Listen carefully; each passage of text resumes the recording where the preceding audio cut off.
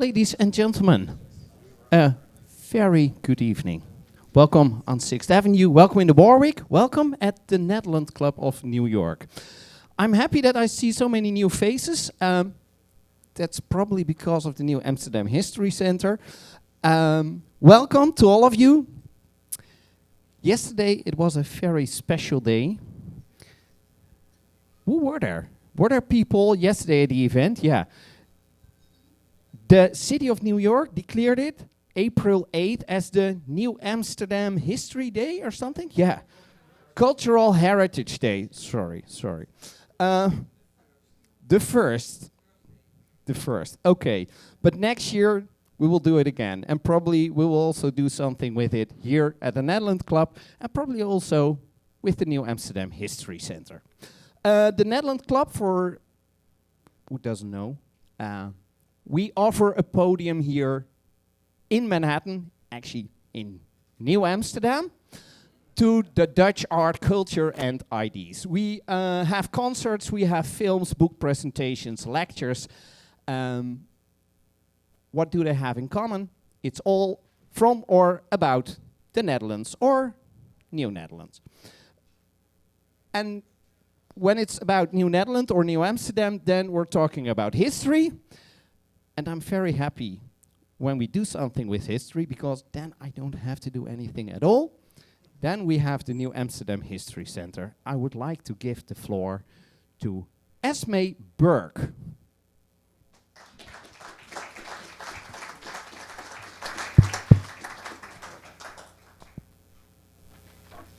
My name sounds more Dutch all the time.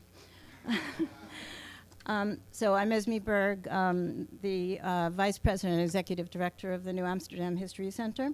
And on behalf of NHC, I'd like to welcome you here this evening to hear a fascinating talk by Ian Fowler, the curator and geospatial librarian for the map division of the New York Public Library. We're very pleased to have him. I want to thank Hein-Jan Keizer, the General Manager of the Netherland Club, and the Netherland Club for hosting us so graciously once again. Thank you so much.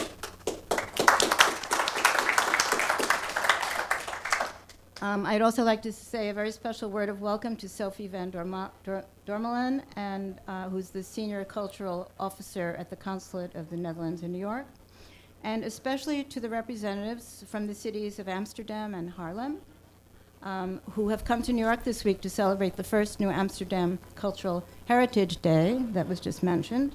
And we're very honored and lucky to have them here tonight. Thank you so much. It's a special treat. Thank you. I want to say welcome and thank you especially also to the patrons, to New Amsterdam History Center patrons, who with their loyal contributions help to make a lecture like this and our many other activities possible. The NHC is in the midst of a period of growth and renewal with a number of opportunities to support us. If you'd like to learn more about what these are, please come over and speak to me or to one of the other NHC board members who is here tonight. Just coming up next in June, we're planning an excursion to Sleepy Hollow up in Westchester.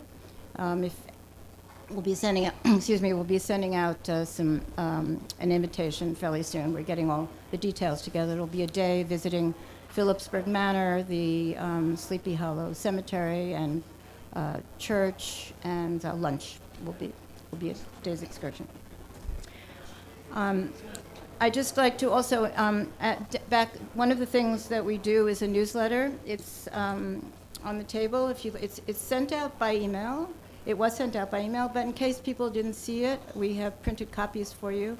They're quite informative. We have some really, really good articles in it by people who are very well-educated and knowledgeable people. And if you'd like to join and help us continue to do these kinds of programs, or if you're here and your membership is expired, there are forms back there also for you to fill out.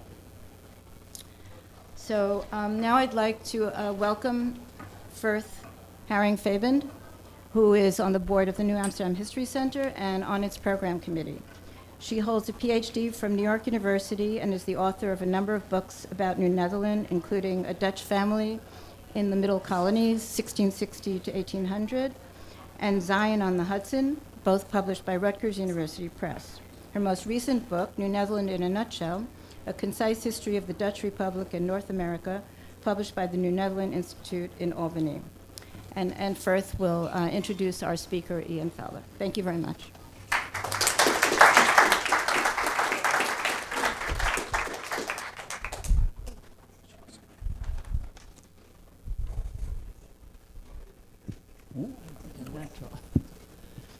Good evening. I'm happy to be here tonight. I'm sorry that I missed Dutch Cultural Day yesterday. I didn't get an invitation, but I think that was just a little mistake on somebody's part.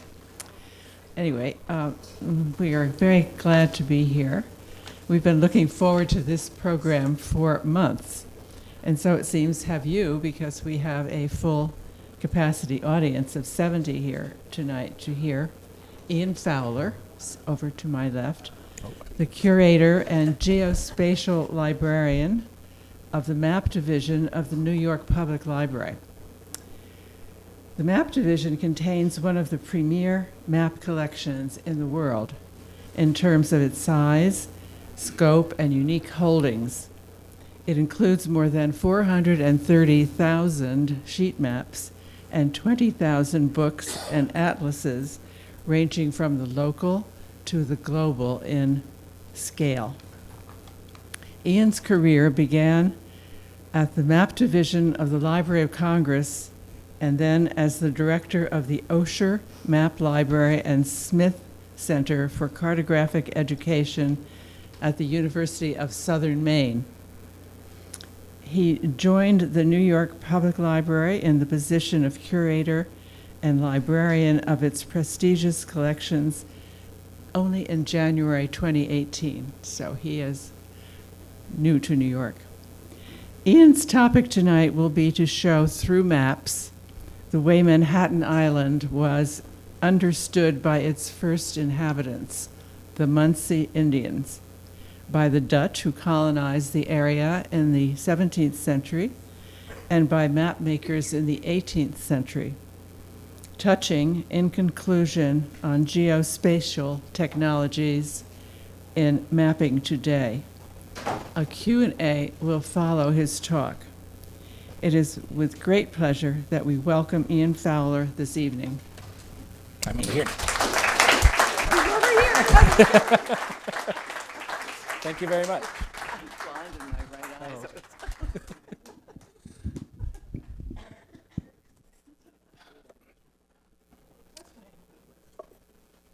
Thank you so much, everyone, for coming. And of course, thank you very much to the Netherland Club of New York and the New Amsterdam History Center for hosting this event, and the Warwick Hotel for having us all in this very nice room.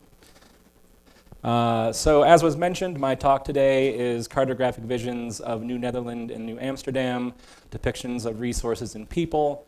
But the talk is going to be about much more than that.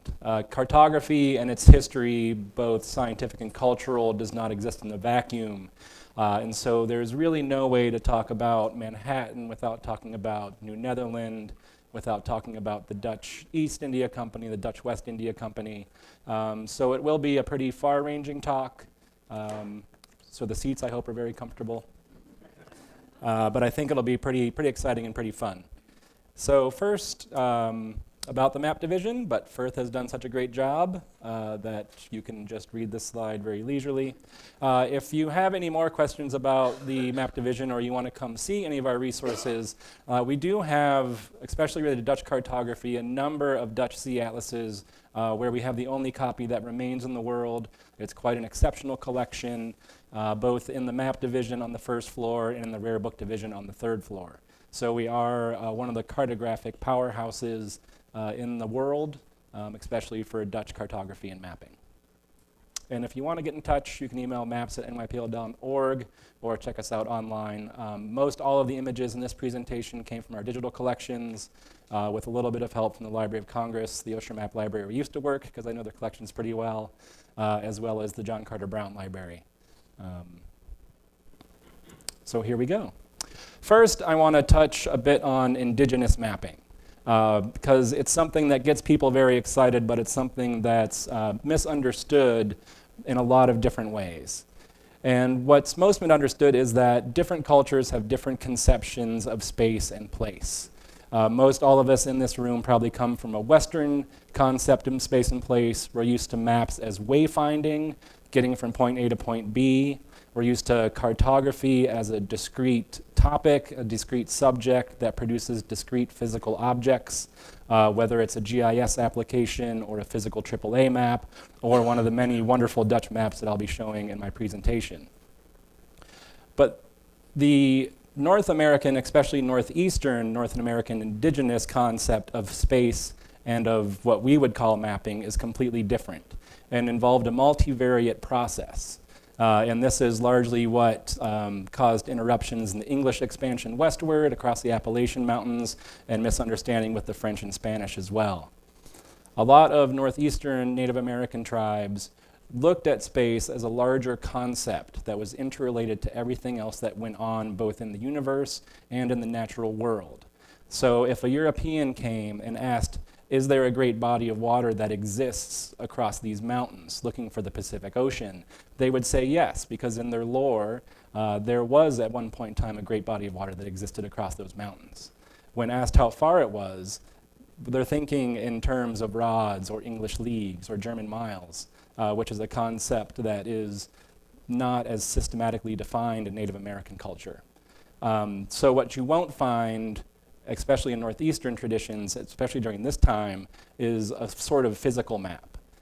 There were things that were drawn on birch bark, there were things that might have been drawn in the sand, but those were meant mostly as mnemonic devices to help the people remember the story from the oral tradition that tells the way to get from point A to point B, not in a direct wayfinding way, but in a way that is more holistic and more all-encompassing of one's environment. So there will be no Native American maps in this presentation, as there are no reputable examples that exist for the time period and the geographic location that we're talking about.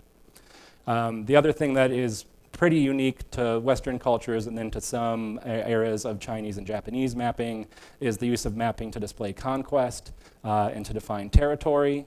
We'll see a lot of that in these maps that we have today, especially the expansion or loss of territory or hypothetical loss of territory or gain of territory through naming on maps. That is also something that generally does not exist in Northeastern Native American traditions. And the temporary and dynamic environment. So something that is constantly changing. So what would be the point of putting it down into something permanent if it's something that does not have permanence? So again, a lot of ideas, a lot of concepts that come from a completely different cultural definition and interpretation of space and place. I'm sure there'll be questions about that after, and I'll be happy to answer them.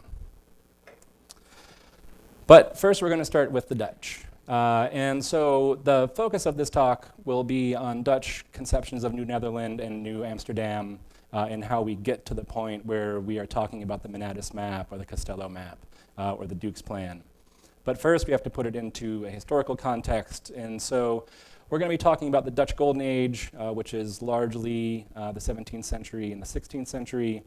The Dutch at this point in time, during their war with Spain, come to dominate global commerce and culture, primarily due to the port cities that they have and the ongoing disputes that the Portuguese and the Spanish and the French and the English all have with each other, while also trying to have antagonisms with the Dutch, which does not go well at that point in time for anybody but the Dutch.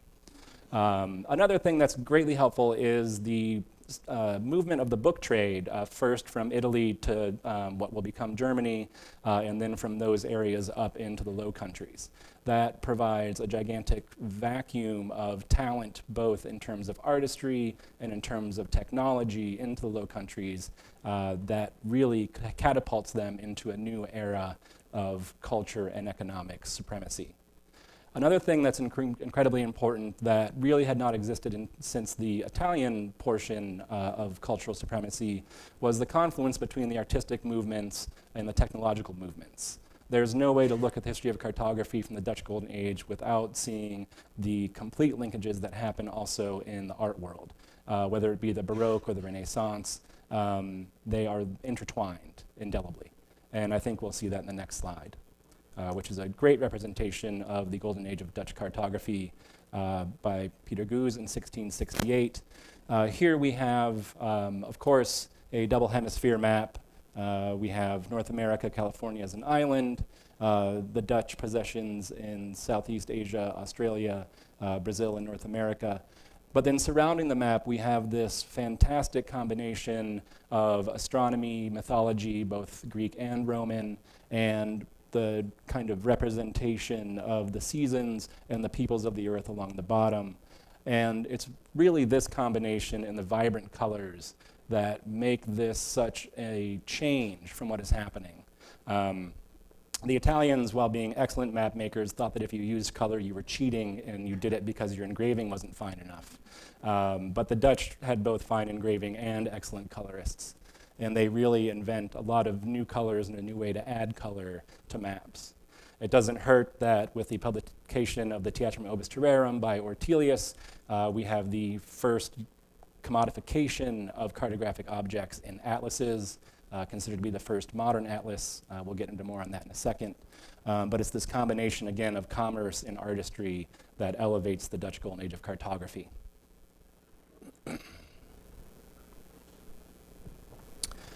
It's important for us to get a little bit of background on Dutch city mapping. The Civitates Obis Terrarum by Braun and Hogenberg comes out between 1572 and 1617. The Civitates was the city plan companion to the Theatrum Obis Terrarum by Ortelius, as I mentioned, the first modern atlas. And in it, through its long history, is reproduced almost every city plan that could be of most cities that existed in the world at that time, save for most of southern Africa.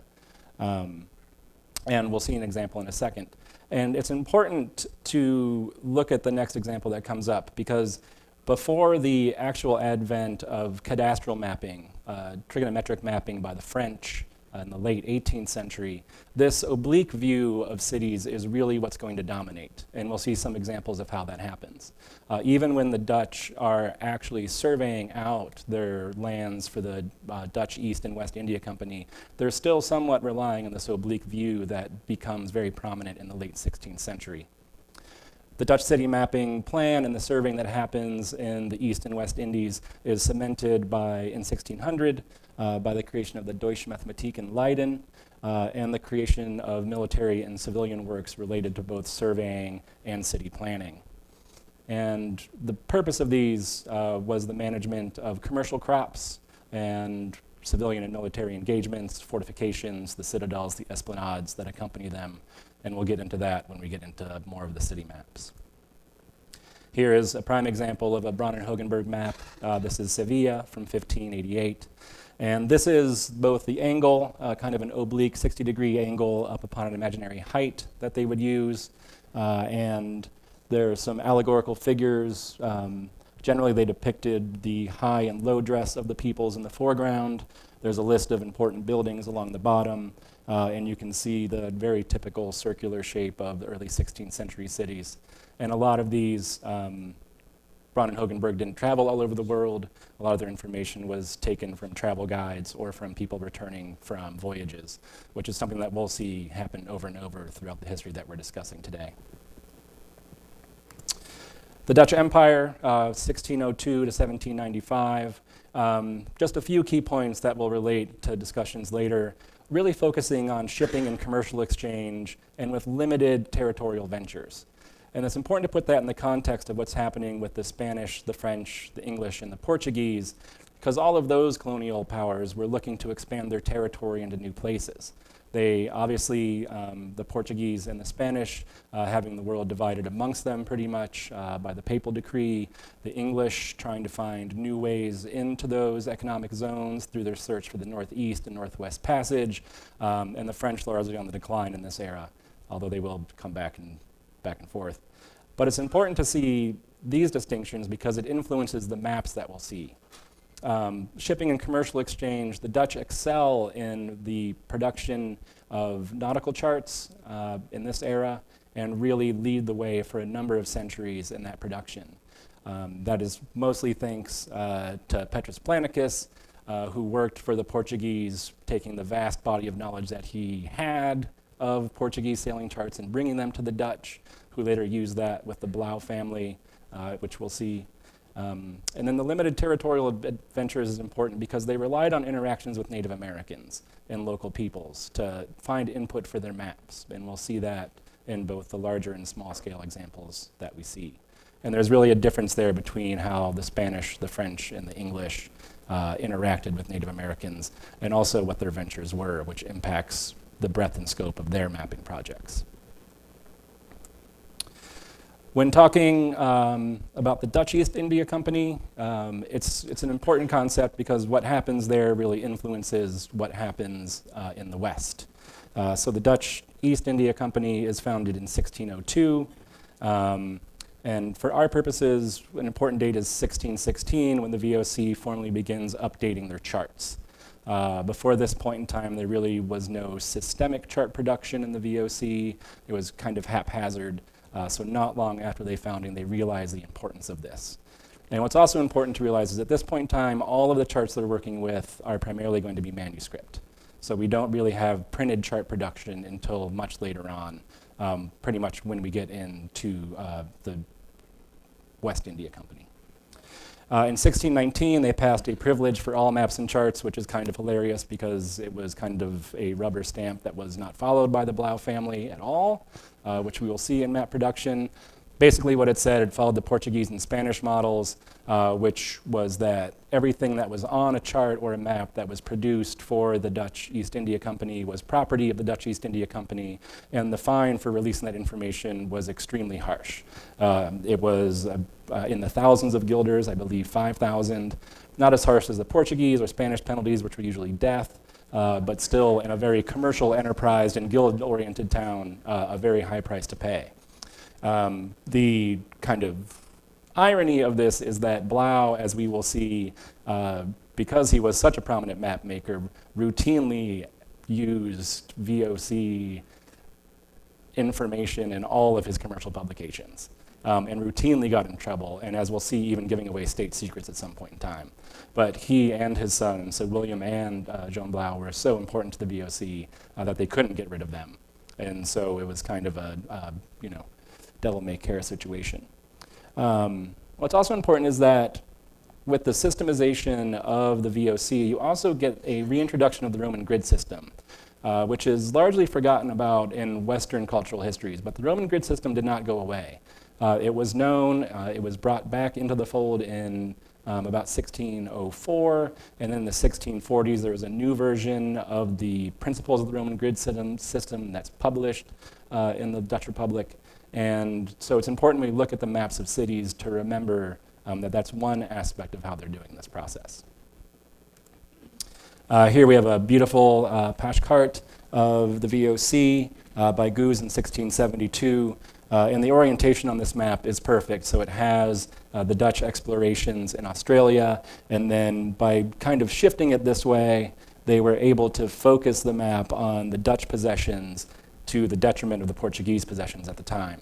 And just a very nice example of some beautiful cartography by Goose, China over there, and of course the Dutch and Japan, extremely important to the wealth of the Low Countries. And this is an important, so this is Batavia, which was the center of the VOC. This is a 1681 Janson. And what I want to point out on this map specifically is, look, this is from around the middle era of Batavia. It's not the fully developed city that will come a couple of decades later, but it's also not the primordial city. This is around the middle of its development.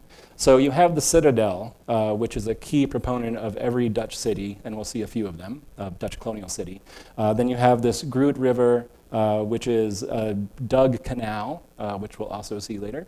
And then you do see the grid system, the long lots up on the top and the bottom for farming, the tight packed together urban dwellings to the south of the citadel from this, and then the view of Batavia from the south. So I just want you to keep that in mind as we look through some other examples. This one might look familiar. This is Bantam. And you'll see again, the citadel is in the center. They have a waterway going through. They've dug a canal on the right side, I do believe. They've built a sandbar out into the river.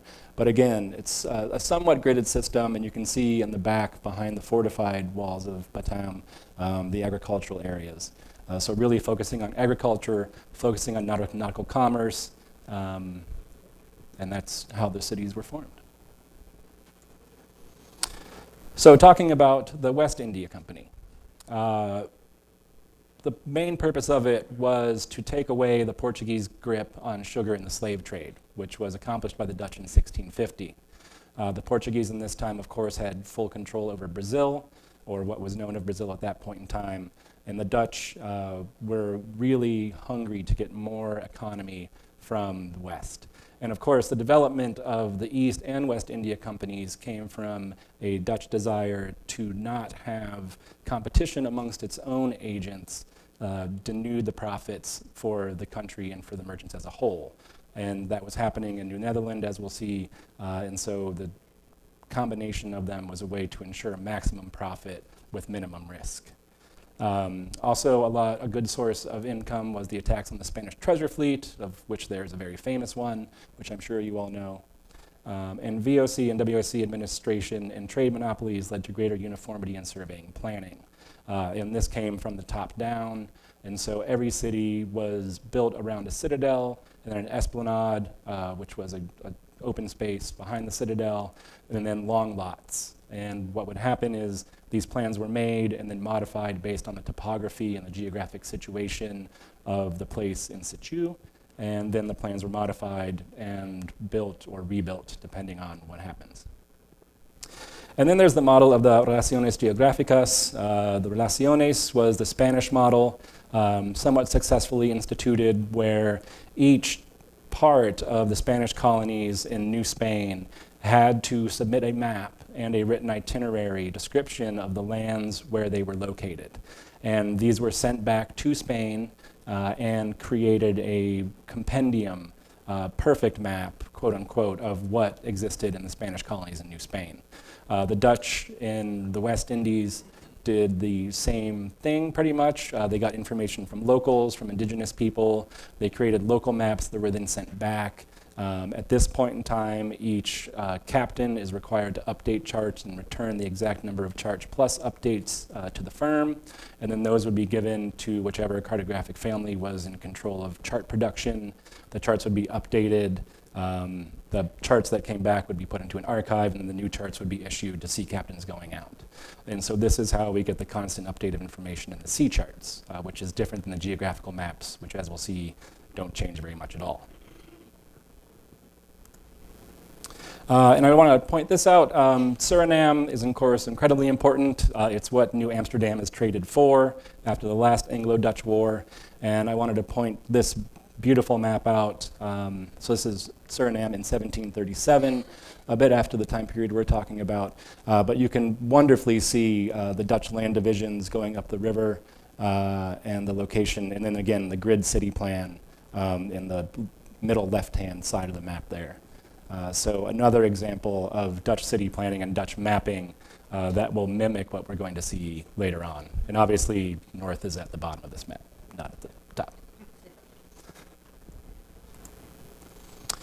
So New Netherland, created by the West India Corporation in 1621 to capitalize on the fur trade. Adrian Block, whose map we'll see later, follows Henry Hudson's route but goes further, and he comes back with a map, which is the first map of New Netherland, and a number of beaver pelts. The map is important, but the beaver pelts are more important to the Dutch West India Company because that is not only a gold mine source of capital in Europe at the time, but also a way to impact French economies. And if you impact other countries' economies, it impacts their ability to make war. So fur trade, very important, but will also prove to be the undoing of New Netherlands. The Delmarva Peninsula to Cape Cod is generally considered to be the area that we're going to be talking about when we talk about New Netherlands. The Dutch maps expand on that, much larger than that geographic area, but that's generally what we're talking about. Begins with Fort Orange, which took over Fort Nassau in 1614, which is now Albany, the capital of New York, and then New Amsterdam is founded in 1625. And New Amsterdam is founded, of course, as an entryway to protect the Hudson River and Fort Orange from incursions from other foreign nations.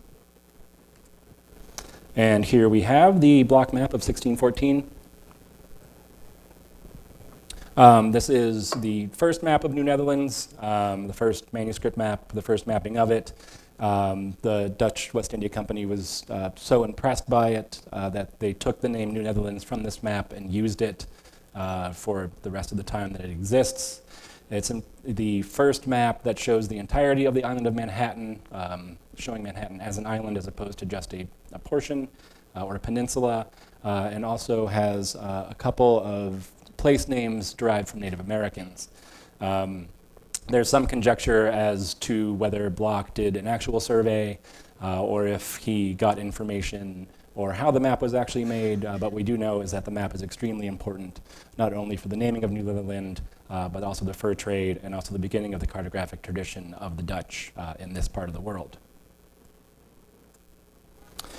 The information from the Bloch map is taken by Blauw, who at this point in time was in charge of chart production for the Dutch West and East India Companies, and immediately incorporated on his Pashkart van Guinea in 1617.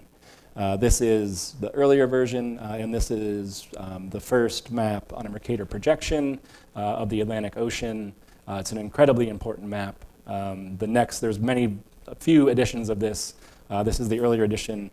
The next edition shows South America further south, all the way to the Cape of Magellan, and includes the proprietary information which got him in deep trouble with the Dutch Republic, which was how to navigate through the Strait of Magellan, which nobody wanted anybody else to know, but Blauw liked money. And so there it goes. But what's more important is the next map for our purposes, which is the 1635 Nova Belgica at Anglia Nova that Blauw makes. And this has much more local information, again, most of it taken from other sources, including the Bloch map. But this is the first printed map that shows New Netherland. And you can see it right there above those nice friendly deer. And we have some Native Americans here on the cartouche. The cartouche is the title block that's on the right with the seal and the Native Americans. We have some Native Americans in canoes. We have some Dutch ships off the coast of Cape Cod. We have some mysterious inland waterways. And we'll talk about those Native American fortifications on the top right. This is not a period of strict cartographic accuracy. There are a lot of figurative and fantastical elements in all the maps of this region that we're going to see, and I'll explain where those come from as we go through the talk. But this map is incredibly important. And what's important to realize is the Dutch are putting out hundreds and hundreds of copies of these maps, and they're going everywhere. It's a truly global economic enterprise. So these are taken home by burgomasters, these are sent to England, they're sent to France, they're in Portugal, they're in Spain, they're in Italy, they're in the Holy Roman Empire, in Prussia. And so everyone is seeing this imprint. And for this period of time, the imprint is what matters. Cartography is considered fact, no matter how propagandist it was. And this is the prototypical map of New Netherlands. This goes through decades and decades of reproductions, updates, and additions. This is the first edition, the 1651 Janson, New Belgium and New England. And we don't have the view on the bottom yet that I'm sure you're all familiar with of New Amsterdam. That comes in a later variant, which we'll see in a couple slides. But again, we have those same Native American settlements on the left side of the map. We have the same Turkey to the bottom right of the T in Netherland. And we have Long Island, Manhattan's in there a little bit. Another Native American canoe before the Del and Melde Noord in between the two cartouches. At the bottom, we have the fishing grounds off Cape Cod, and again, the spurious rivers in the north. This will cement the geography of this region of the world for centuries. The English do it for Virginia with the John Smith map. The Dutch do it for New Netherlands and New England with this map. Yes? Why was it called Belti Novi? The name changes depending on a number of reasons. So there's a lot of, I wish I had a blow-up version of this. And because of the Leo Belgica. Yes, which is depicted on the previous map.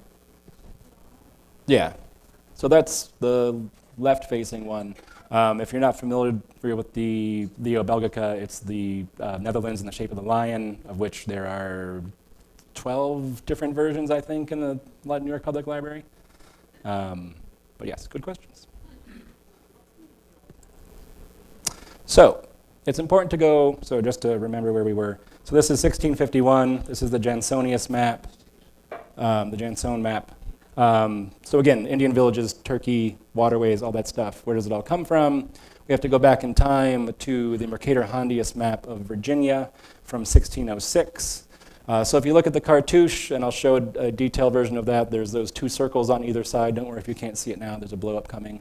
There's some Native Americans above Florida, the FLO in Florida on the left side of the map, some nice boats, and some good geography, pretty spurious. But here we have the exact same Indian settlements on the left and right of this map from decades before the map of New Netherlands. So the circular encampment is on the left, and then all you have to do to the right image is take it out of its circular encampment and put them in rows, and you have the other vision of Native American habitat that's on the Janson map. And here is a close-up of how they look on the map, the Janson. And so you can see circular, and then just put them in a row and you get the rectangle.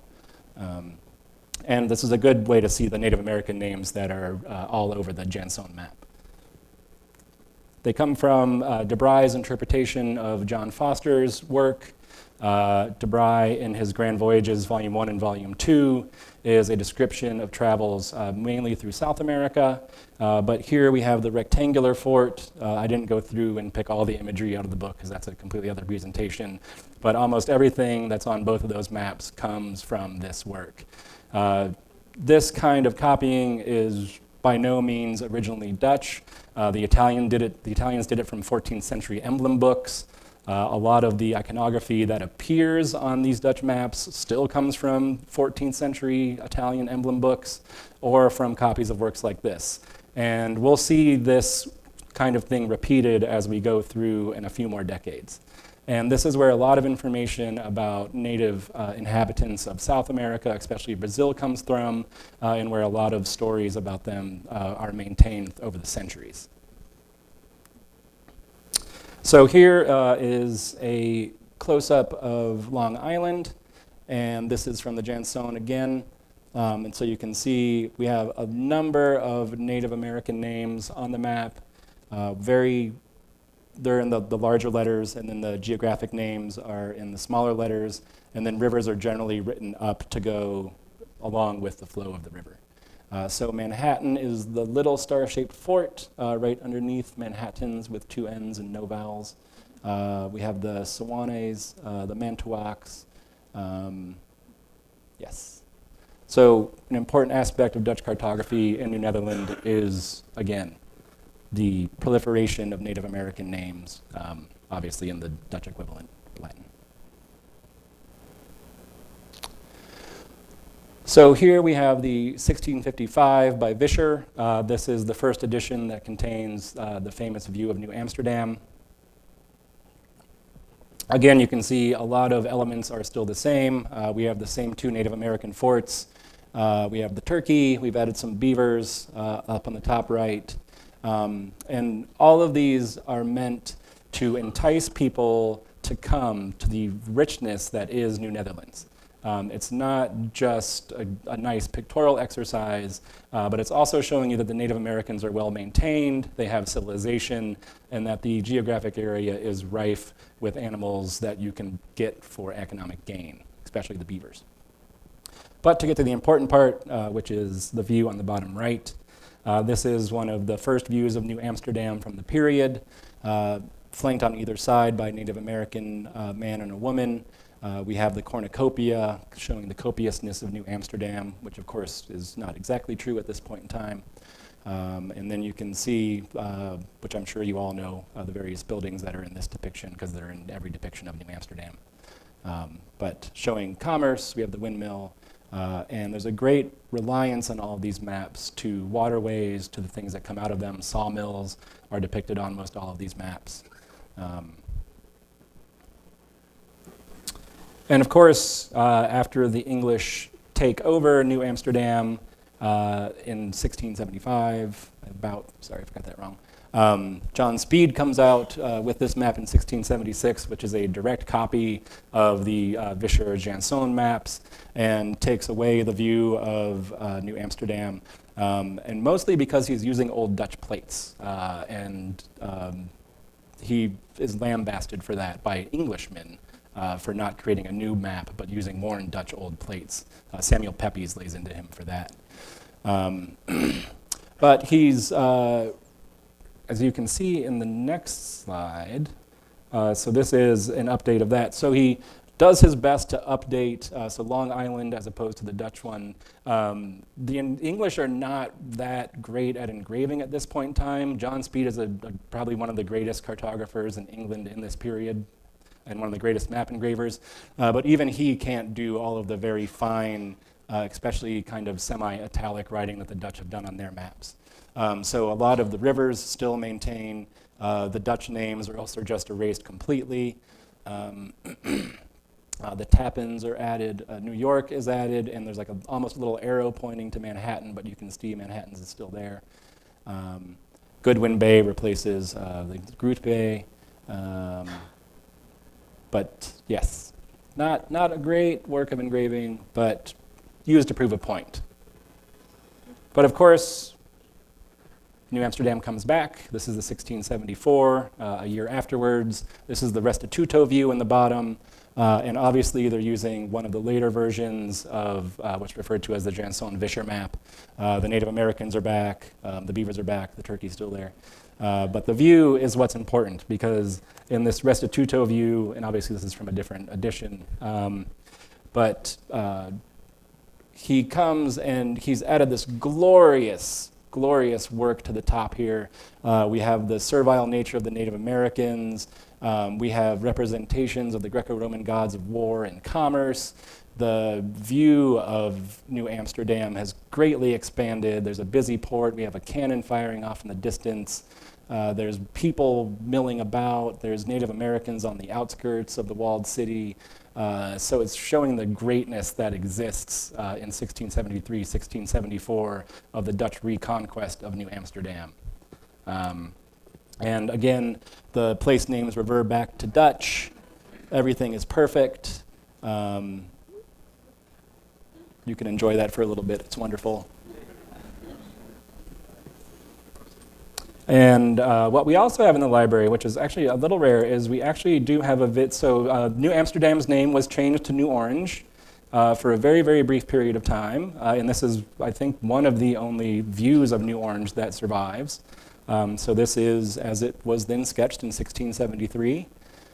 So the windmill's gone, but everything else is still the same.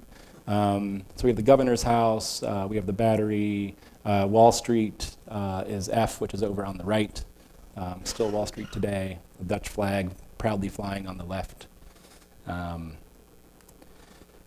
And of course, that lasts for a very, very short period of time. Another important map to talk about is the Montanus 1671. As we'll see in a couple slides, Montanus is going to be very important to the cultural history of New Netherland and New Amsterdam, and how that interpretation is carried on by different countries through the next century. So this is his Novi Belgi, and the geography is largely the same. They're really all copying off of each other. And what's important here is I'd like to look at the cartouche. Again, we have the Native Americans doing a lot of work. They're in their canoes, they're fishing, they've been gathering, they've been instructed by the Dutch how to package economic goods. They're really shown here as a civilization that is working with the Dutch for economic gain. And that's really comparative if you look at the same cartouches of the time of French and English maps. They're very hostile to Native Americans or colonized people all over the world. So it's a very different view. And you can see we still have all the Dutch toponyms if you look at the top left for Long Island and the lower parts of Cape Cod. So Montanus writes a very large work, and I'll show you the full title in English after this slide, but we'll call it America here. And what's important about this work is it's a compendium of what is happening in South America and a history both of, well, I'll just show you the whole title. It is a new and unknown world or description of America and the Southland containing the origin of the Americas, et cetera, et cetera, et cetera. So it covers everything you could ever want to know. Montanus never went to North or South America. He compiled this largely by compilations of fables and stories that had been passed down through the decades.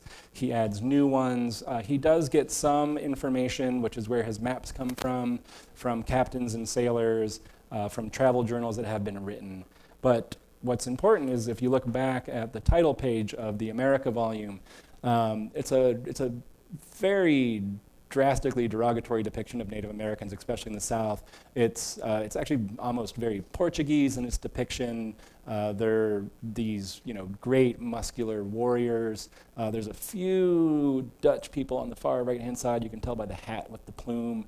But they're lugging all of this cargo. They're happy to denude their land of all of its natural resources to the benefit of the Europeans. And what's important about that is John Speed, the same man that made the map of English Manhattan and New England, copies this. This is his title copied from the Dutch into English, and it becomes what could be considered a bestseller in the English-speaking world. And so these ideas that Montanus comes up with are spread in the English-speaking world for a very, very, very long time, and is very detrimental to European attitudes and relationships, especially in Brazil. So to get on to the New Amsterdam portion, in 1625, New Amsterdam is the capital of the province of New Netherland. In 1626, it was purchased from the Canarse, which is ironic because they didn't own it. It was owned by another Indian Native American tribe.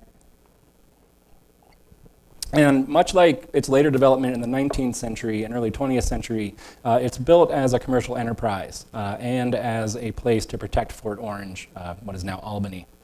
And it is the most surveyed of Dutch colonial cities. The commercial enterprise is extremely important. It ties into why it was one of the most surveyed of Dutch colonial cities. They had a lot of interest in it. It was going to be the thing that saved the Dutch West India Company, which it fails to do miserably. It is traded for Suriname because of the sugar trade. And this is one of my favorite maps to start with when talking about New Amsterdam. This is the Jolion 1672.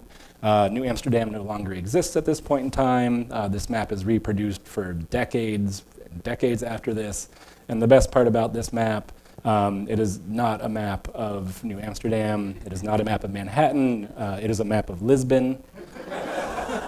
It looks very familiar if you've ever been to Lisbon. There are some churches up in the top that would not have existed. The layout is obviously not Dutch at all. But yes, one of my favorite cartographic misleading images. But here we have something. So this is the Ving Boons map of 1639. All the maps here, I'm sure you're very familiar with. All of them are incredibly important. For this talk, what's important about this map for me is how much it shows the natural features. So obviously there's a ton of water.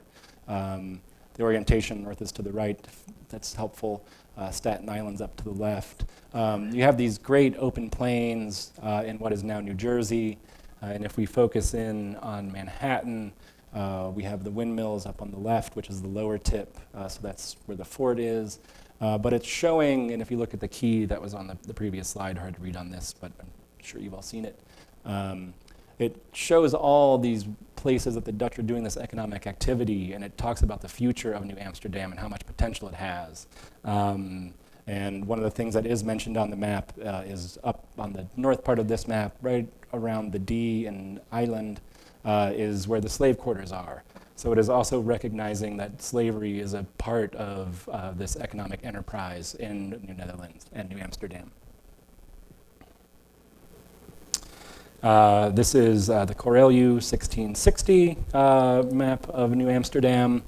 And obviously this is the first available, first known to us. plan of New Amsterdam. And you can see the fort, the citadel that was constructed. And if you think about this and then think about the maps that I showed you in the beginning about the Dutch East India Company, I think that you can see that there is a parallel. There's really little that is unique about Manhattan, about New Netherland, at least as far as city construction in the Dutch Empire is concerned. Wall Street, of course, still Wall Street and the wide avenues. And we'll talk about that. The next one. And here we have the redraft of the Costello Plan that was done for the iconography of Manhattan Island, one of the great reference works that will stand through history for Manhattan. And this is done under the tutelage of Mr. Stokes, who used the original map, this map, and then consulted with the Decile list directory of businesses that were known to exist in New Amsterdam at the time, houses and people. And along with a cartographer and geographer, they went through together and updated the plan. And the thought is that this is not complete. That we know that there are many versions of this map made. This is the one that we have, the copy of the one that we have at the New York Public Library. But he feels that this was too early, and that what actually would have been sent back is a map that looked more like this and included information that was known at the time and would have been useful to the Dutch enterprise. So he's populated it with all of the houses, the orchards, which are much more numerous on this map, are reduced. There was a directive from the Dutch West India Company that there were too many orchards, there were too many pigsties, there was too much alcohol, too much murder. And so this would have reflected more development, Stokes felt, than what is presented on the Costello Plan. So this is a beautiful, beautiful map. It's much prettier, too. And this, of course, is the Duke's Plan. This is one of the few English maps I have in this presentation, but it is important because it's thought that this map was not done by the English. So this is 1661, 1664, but the English really are lacking in a lot of things that would have helped them to make this map, both technologically and cartographically. So what's thought is that this is an English copy of yet another version of the Costello Plan. In that all they've done is named it the Duke's Plan as a presentation to the English crown. Again, it's pretty much the same thing, it's just flipped. There's a citadel, has a British flag coming off of the boat now.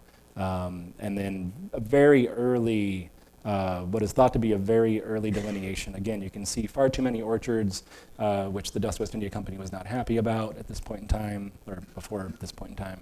And very little housing, which, as you can see in comparison with the redrafted Costello Plan, for this late in New Amsterdam would have been pretty unlikely if it was done actually from the situation that the English were observing. What's very fascinating in terms, so views, as we talked about with the Civitates Orbis Terrarum, city views are part of the cartographic compendium, the cartographic culture. They go side by side with maps until you get to the 19th century, when they kind of become a separate object in more of the art world or the prints world than in the cartographic world. But what's fascinating about New Amsterdam is it persists in graphic form, in views and in maps, long after it ceases to exist.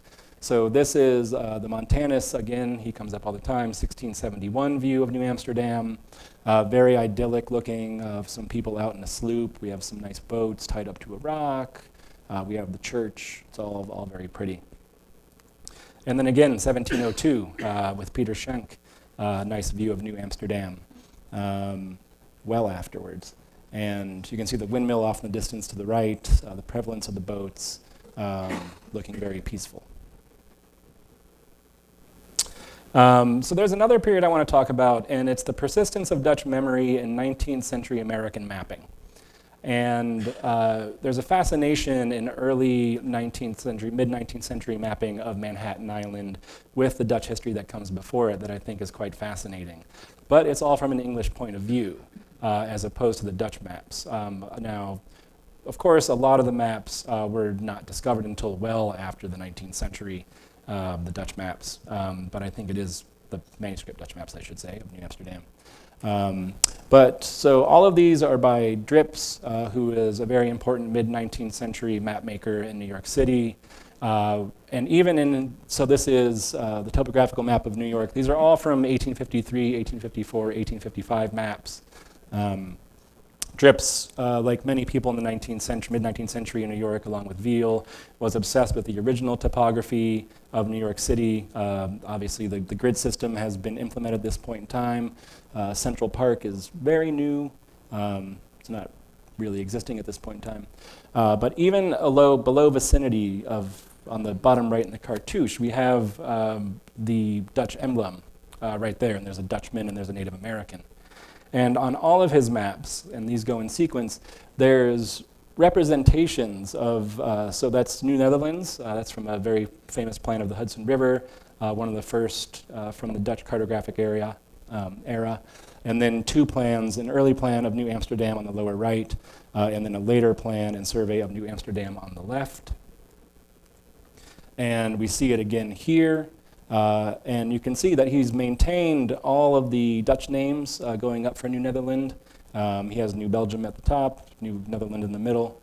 And then on the right, we have New York in 1695 with all the buildings and the place names. So it's a very interesting fascination with how the city was, but from an English point of view, done by an American. And there's one final example here. So a plan of New York from actual surveys, and you can see there's the Collect Pond on the bottom right, the Citadel on the left, the names of the inlets on the East River and the North River. But if it's New York in 1695, why is it the King's Farm? So it's a combination of Dutch mapping with English toponyms that are completely anachronistic to the map. Sorry. It's, if you can see, it's kind of, so Montgomery Ward, you see that on the bottom? There's a little marsh right over there. And then, it's actually bad on this map because the paper's missing. I don't think it's on one of the earlier ones. No. Well, I'm sorry, I picked the copy that has it kind of sketched off the map there, the lack of paper. So that's my presentation. This is a depiction of a Delaware Indian family from New Sweden, which was of course conquered by the New Netherlands while it realized that it was undergoing economic constraint. So thank you all very much. Are there any questions? Thanks a lot, by the way. Thank you. Very interesting. Are there any questions? And we are recording this lecture, and this will be an award-winning new movie, but you won't be in it if you ask your question without a microphone. So please wait till I'm there. Who has a question? Yeah? Well, there we go. I will start here. I will ask the Collect Pond question again. I had thought that where it was is the equivalent of Duffy Square today, but from what you were showing, it appeared to be a little bit to the north and a little bit to the east. Did I misunderstand where Collect Pond was? Oh, no, I'm sorry. I know what, yes, different Collect Ponds. Okay. Very sorry. No, yes, that Collect Pond is completely where you think it is. There's a cartographic Collect Pond, which is shown on some Dutch maps, which may or may not have existed. And so it's just interesting that all of the nomenclature on this map is English, but it's taking over a Dutch cartographic perspective. Yes. I have another question here. Good evening. Thank you for a fascinating presentation. In many of the maps around 1670s, the Atlantic Ocean was shown as the North Sea. Yes. At what point in time did cartographers start discerning between the Atlantic Ocean and the North Sea, what we call North Sea nowadays? They don't really until it's complicated. Depends on who's making maps. You can still see the North Sea depicted instead of the Atlantic Ocean or both on German maps that are made in the 19th century. So what's important to remember is that maps at this point in time and going forward are economic enterprises. These are the expanding middle class. And so what you'll see, as I'm sure you're familiar with on a lot of English maps and French maps, is new and improved map. And where they're not really new and improved. And so what you want to do is differentiate. And so having a different name for the ocean or having other things that may be anachronistic really helps to set your map aside. But the naming of it, it's really up to the person who's engraving and making the map until much later on. Interesting. Yes, thank you for this presentation.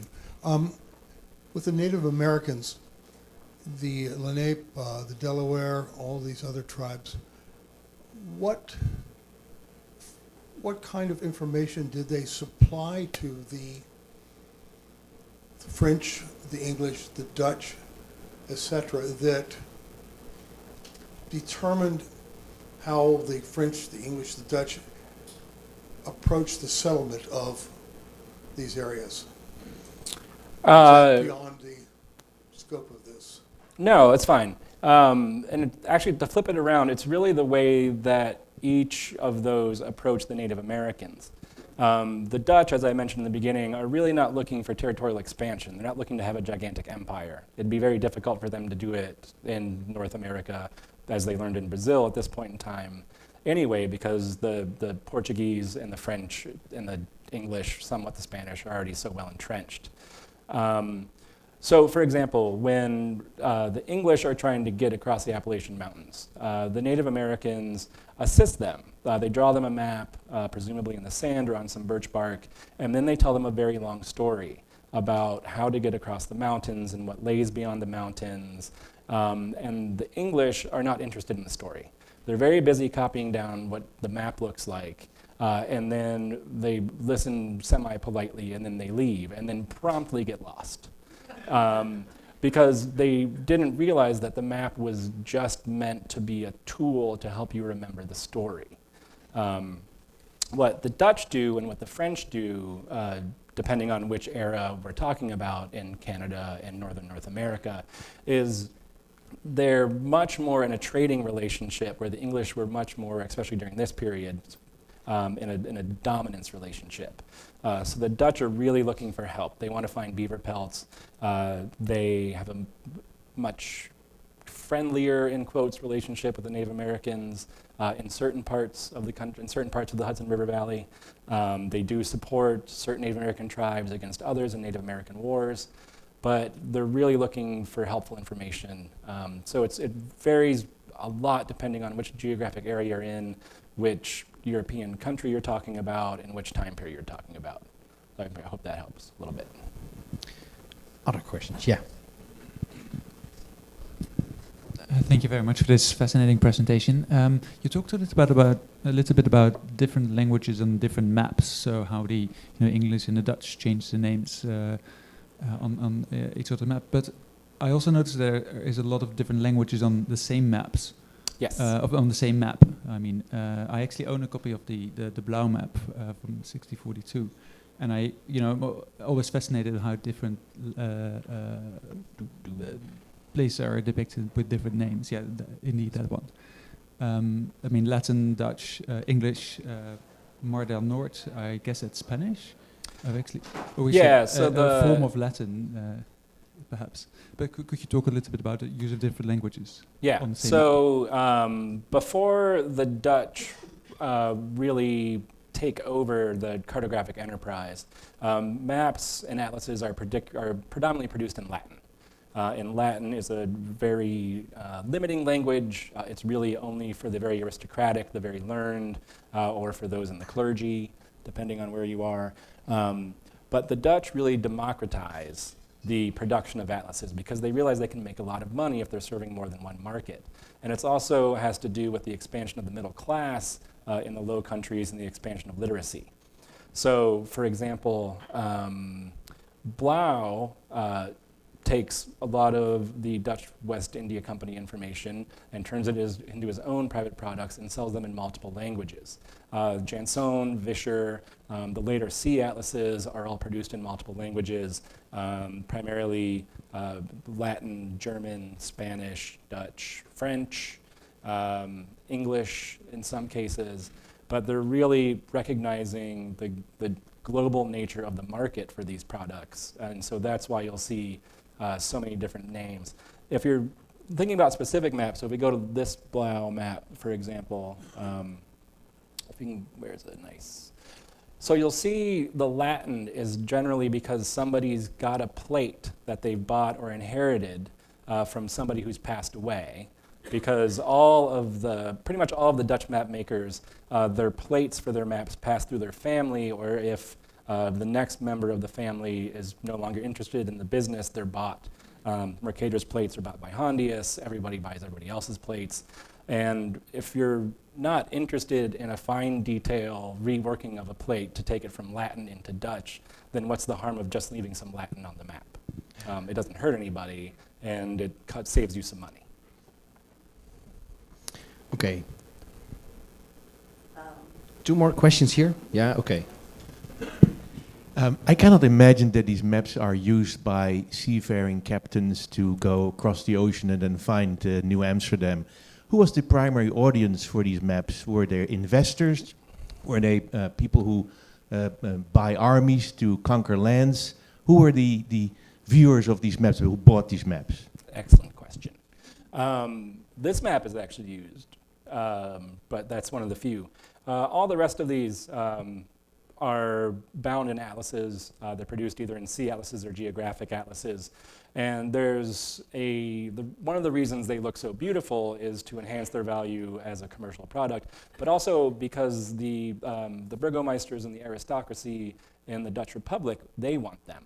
And these are produced alongside globes, which are also highly sought after at the same time. And it's really a representation of your wealth and your educational status. So these are issued, not colored. And so so if we go back to one of the first slides, or any of these actually, which are beautiful, this is issued, not colored. If you have just enough money to buy it, then you keep it uncolored. If you have a middle amount of money, then you get the outline done. But if you have a lot of money, then you get this lavish coloring. So, and that's also why they want the newest and most updated volumes. These are constantly updated maps. Even though there's really not that much new information, they're put in a new package, or let's say there's a new map of Suriname or Guyana that's put in, there's a new world map. There's something in there that makes you want to buy them. So they're constantly produced in different editions in different states. And so there's a real factor there for the different coloring and the different production. A question here. Yeah. I'm curious what you think on the Fischer map in particular would be the point of including so many Native American names for places? Like what is the point of that, in that a lot of times Europeans who are colonizing are renaming as a part of claiming against one another or something like that? Yeah, so they're really, the Dutch are not the only people in the map game at this point in time. They're the best at it. But obviously the Portuguese, the Italians, the English, the French, what will become Germany, everyone's making maps of some degree.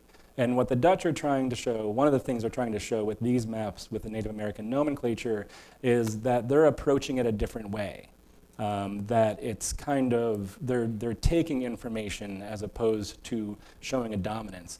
If you look at Spanish mapping of New Spain around, a little bit earlier than this or around the same time, it's very, very different. So if you think of the west coast of the United States, you have all of the names of the cities that follow the saint names in the Catholic calendar based on when they were discovered by the Spanish. And it's a completely different mission. And again, the Dutch are really not after territorial expansion and control, they're after an economic center and an economic model. And so it's a representation of that in their cartography. And the last question here. My question's about the grid.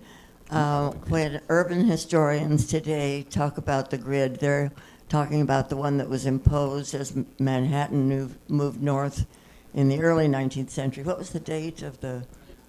1811. 1800. But you've told us that the Dutch also had the There grid were in mind. many grids before And the I'm grid. just wondering if there are any remnants of the Dutch grid still in Lower Manhattan today. It's a complicated question. So Coentus Slip, if everyone's familiar where that is, that's one of the last remnants of a really true Dutch kind of street laying out that exists still. The city's been redone so many times. And it's important to remember that the 1811 Commissioner's Plan was drawn off of the Goerck-Mangren Plan, and that the grids existed. Besides, the Dutch grid existed, the Trinity Church grid existed, private property grids existed. So the Commissioner's Plan doesn't invent the grid. It was made up by a group of men who were preoccupied with the Erie Canal that they had a stake in, and at the last minute instituted something that looked very simple. So yes, there are a few very small Dutch remnants, but the idea kind of is what's important. But all the other streets in downtown Manhattan, like, well, Broadway or Yeah. Pearl Street, are not the real places where the Dutch streets were. Only, you say, Coentjes Slip? Well, I mean, well, she was, if I understand the question correctly, she was asking not, so those individual streets obviously exist, but a place where over the centuries, the grid has not moved south and widened, shortened, superseded, added avenues or streets that didn't exist. There's very small parts where you can actually see, if you stand back and squint a little bit, what it really would have looked like in the 17th century. So yes, of course, all of this, the layout exists, the framework. The grid itself is from, okay. Yeah. Pearl Street was the water line. That was the water line. Yes. Yeah. Streets beyond that didn't exist. Yeah. Very interesting. Let's do one more question. Broad Street, of course, was a gracht, but it was man-made, as I understand it. I'm sorry, could you start over again? What's now Broad Street was a canal, was the gracht. Right. And I think it's unique in Manhattan in the sense of being the only street in which the numbers get higher as you go south, which I thought rather unusual. But was it the English who then covered it over, or when had the Dutch dug the canal? Very early. The canal is dug so the canal is on this map, it's on that map, it's on, that doesn't have a map. The canal is dug very early.